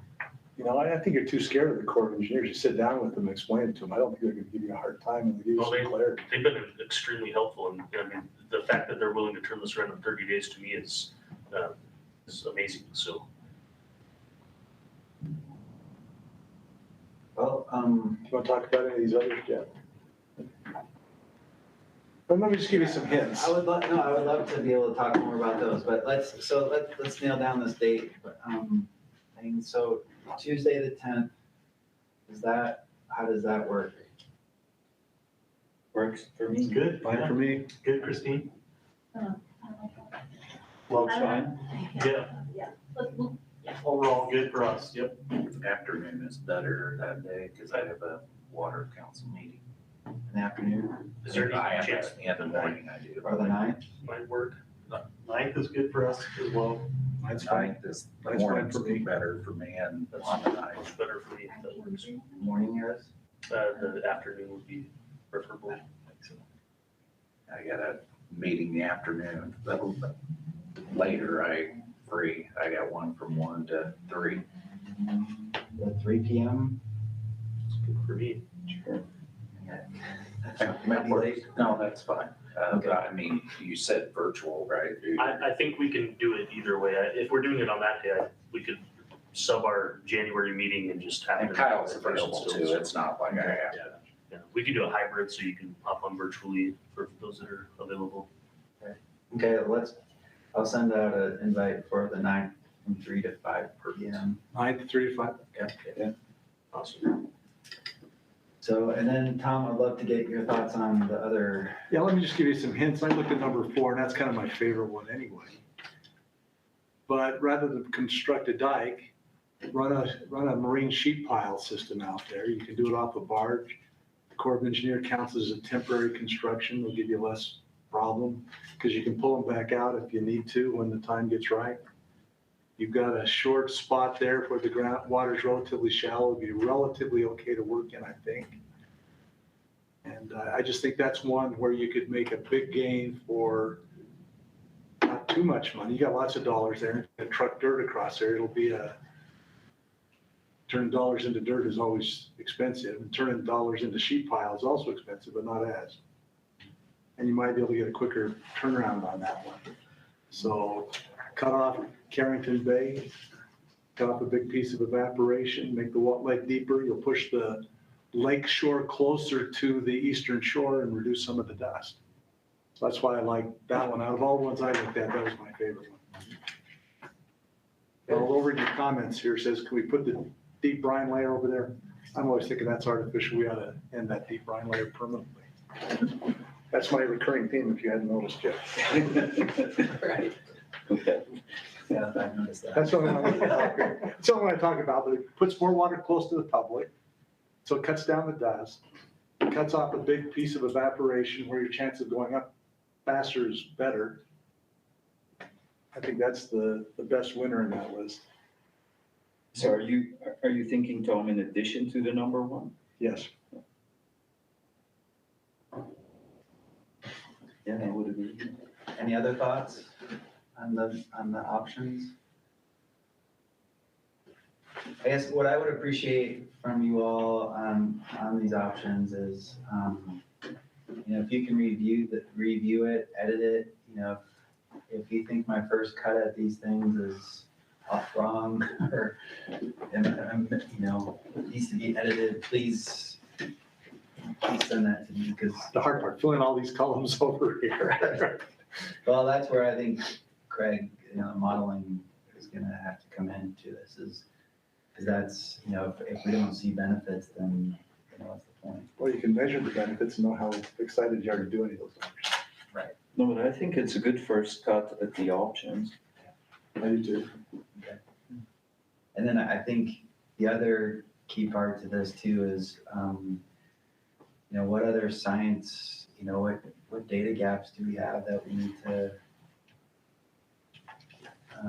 I think a big one that we keep wrestling with, and I guess that we don't have an answer for, is just where's that salt coming from? And, the ground, look, and from listening to all the discussion, it seems like groundwater is a big question mark. I don't know how we get at that. Is there brine in the groundwater that's coming into the lake and pouring salt? I don't know if we can do anything about it, but at least that would explain. Groundwater on the west side of the lake, close to the lake, is the same as lake water. It's South Arm. It's stronger than South Arm. And the connection between the Bonneville Desert and where our West Ponds are. We're just about exactly lake water under our plant site. But up the hill, not very far, then it's 5,000 TDS, 4,000 TDS, something like that. Because as the lake level drops and that, that hydraulic grade line, and lake level drops, that groundwater is going to be reporting, flowing in, coming in. And if that groundwater underneath the mud flats is hypersaline, then that's a whole source of salt that, I don't think it's that much saltier than the lake, do you, Joe? It's South Arm quality. Yeah.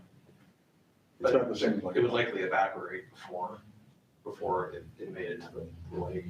You kind of see that in terminal basins in Australia, where there's the evaporation so intense it picks up the groundwater in kind of playa sort of environments. So we have not gotten any closer in figuring out the discrepancy between the salt mass versus the influx of salt. So Christine, you're with this the daily discharge values from the neural network model that Sam was working on. Christine can rerun the mass flux calculations for the new breach and see if we still have that massive unknown. So maybe by improving the discharge record through the ANN model, we'll have to test it out. She'll run the numbers. And will the new uplooker help with? The new uplooker, yes. What the new uplooker will allow us, not only allow Sam to improve his model, but we could potentially come up with an index velocity rating that's quite accurate for the breach, and be able to do discharge, 15-minute discharge values using kind of more standard USGS procedures. So that's what we're hoping. Because am I understanding correctly, the big question mark we still have is there somewhere an additional source of salt versus is our modeling not quite accurate?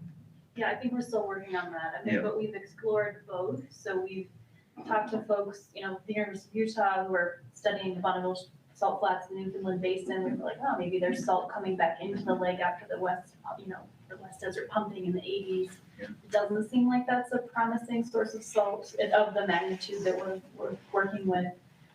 We've computed the pressure head differences between South and North Arm and really see that there's a pretty big pressure head drive from the north. And so that makes us think about the dynamics in the causeway. As Bill was saying, the permeability will change with pressure head differences. And this new ANN daily discharge. I've run preliminary estimates with the flux and it is quite different. It doesn't fully explain, because what I want to see to explain the rise in salt mass in the South Arm is a net import from north to south. It's not showing that, but it is really reducing the discrepancy between what we were showing before, because before we were showing a really large magnitude export, and that is much lower with these preliminary runs that I've done. So we have been trying to get at that in ways we can, but we still haven't figured it out. Well, we're bumping up here against the top of the hour. I think in terms of action items, and then if you can forward, I guess, the modeling results, I'll get that out to the committee.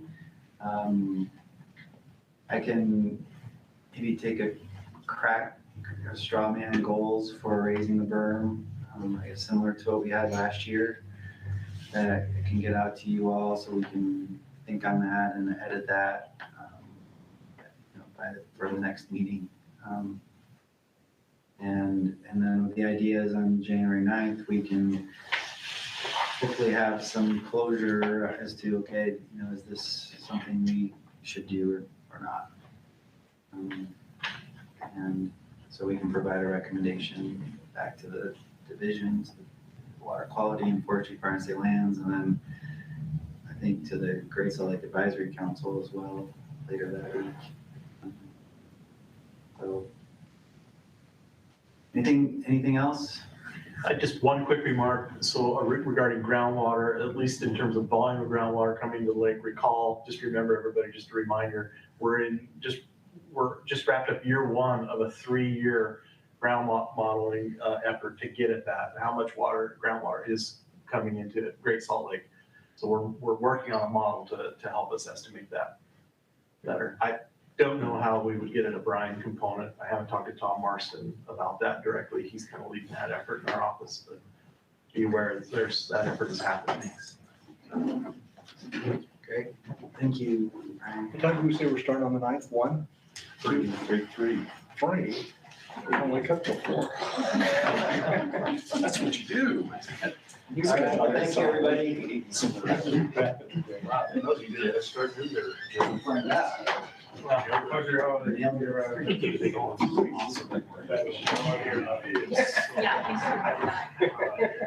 He said, like, wake up at 4. You know, it'll change the shift about the rest of my life.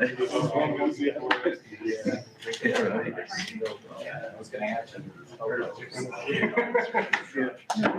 Oh, look at that. So what's happening here? Okay.